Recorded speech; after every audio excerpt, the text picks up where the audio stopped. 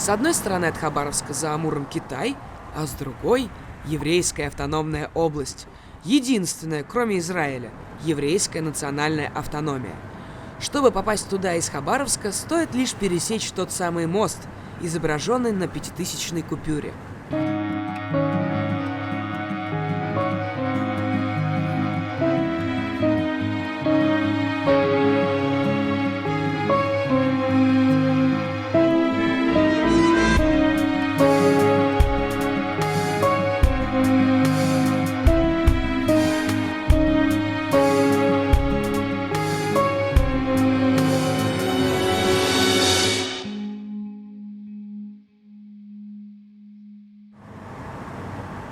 В Биробиджан, административный центр еврейской автономной области, мы приехали в субботу, следовательно, в шаббат.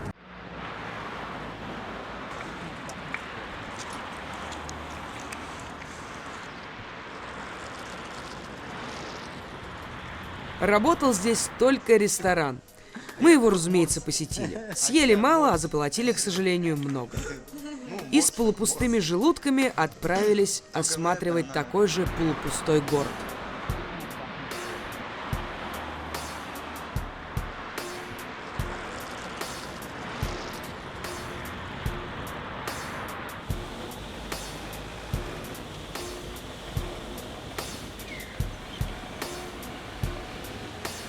На советских домиках советские названия улиц на двух языках – на русском и идише. Спросили несколько человек, понимают ли они идиш. Оказалось, что не понимают. Это и неудивительно, ведь еврейского населения здесь очень и очень мало. Да? А что вот лично для вас? Кто это такой? Что это за фигура Ленина? Что это хорошо для России? Я думаю, что хорошо. Это в наше время было хорошо. Он же вождь революции 17-го года. Даже и не 17-го, начиная с 95-го, по-моему. Молились раньше на Ленина, как на Бога, сейчас молятся. При советской власти жили лучше. Любого старика спросите, своего же он скажет. Мы отправились далее. Впереди у нас было целых 2 суток для осмысления увиденного на Дальнем Востоке, для разговоров и размышлений, пока поезд вез нас в Сибирь. Я думаю, если бы не было Ленина, Керенский утопил бы эту страну не то что в крови, а не было бы сейчас России просто-напросто. Если бы у власти остался Керенский, то на востоке заправляли бы японцы, на юге китайцы, а на западе немцы. А почему мы должны его убрать с Красной площади? Это же должен быть какой-то политический процесс, в результате которого либо мы признаем, что Ленин такой плохой, что вот он там крестьян порабощал, там, не знаю, детей ел. Мавзолей Ленина — это отличный музей. И с биологической точки зрения это очень хороший биологический экспонат, именно даже если... Отбросить, что это вообще человек, личность его к черту.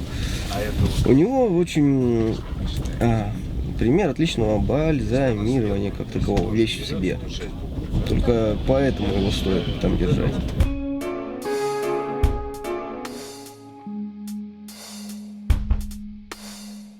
В Иркутск мы приехали ранним утром и сразу окунулись в городские истории.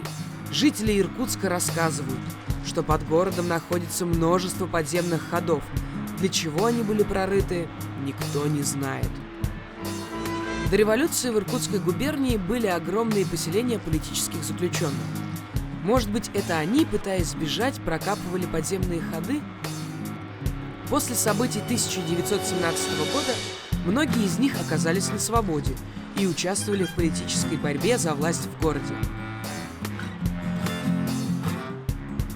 Осматривая город, мы случайно набрели на местную художественную мастерскую, и художница охотно с нами пообщалась и рассказала о своем отношении к Ленину. Папа мне рассказал в 5 лет, что Ленин дурак, потому что у нас дед был репрессированный. Считаю, что, конечно, надо захоронить. И причем за деньги, наверное, Компартии. Те, которые чтут его, пусть они его хоронят с почестями, как хотят, там, на каком угодно кладбище. Считаю, что это очень нехорошо, что он лежит на Красной площади. Это коллекция артефактов художника, которые он собирал много лет. Некоторые экспонаты датируются 4000 лет до нашей эры. Удивительно, правда? Это шаман. Это кукла-шаман. Она была на выставке во Флоренции, была персональная выставка. Видите, какое лицо резное? И это все разные металлы кованые. Его посох. Это конь, на котором он летает.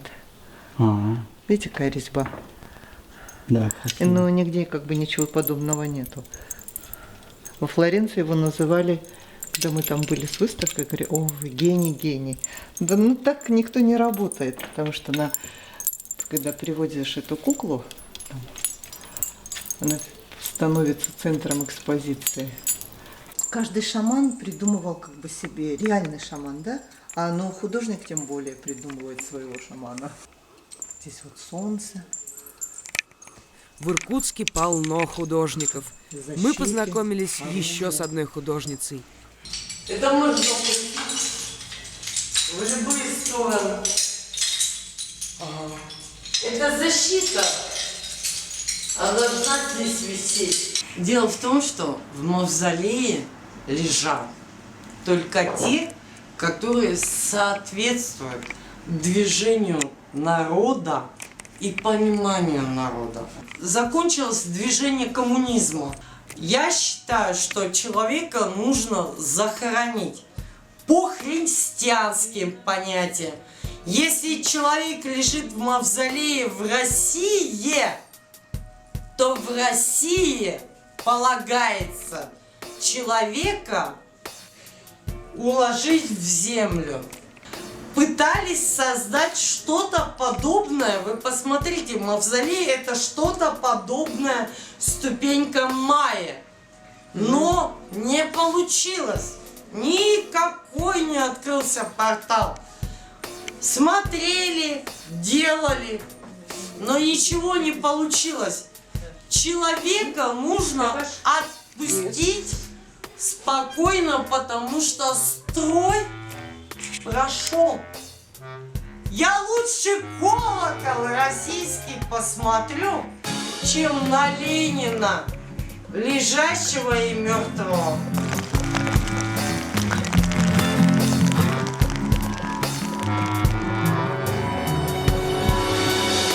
В 50 километрах от Иркутска по дороге к Байкалу находится архитектурно-этнографический музей Тальцы. Здесь мы встретили семейную пару из Лондона и поговорили о Ленине. It's a fundamental part of your history, and why destroy it? Я тоже так считаю. Do you want to go to visit Mausoleum? I would love to, and certainly when I heard of this, I think it would be sacrilege to do what is proposed.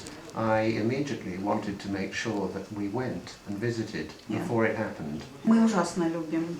И мой муж, он вот сейчас с этими событиями, он уже 2 раза написал нашему придурочному премьер-министру, 2 раза уже написал, что остановитесь лгать уже.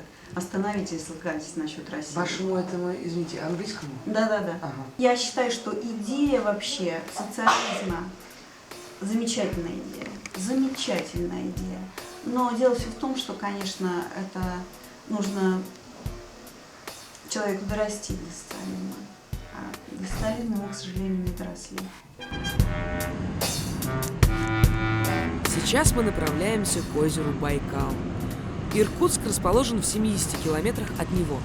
Дорога к озеру идет вдоль реки Ангары, единственной, которая вытекает из Байкала.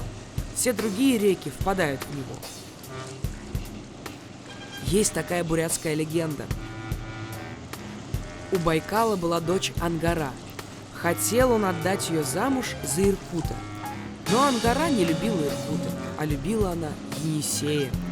И когда охранник Ангары Ильхон заснул, она убежала к своему возлюбленному Енисею. Байкал разгневался и, оторвав часть утеса скалы, бросил его вслед убегающей Ангары, пытаясь преградить ей путь. Но Ангара все равно убежала к своему возлюбленному.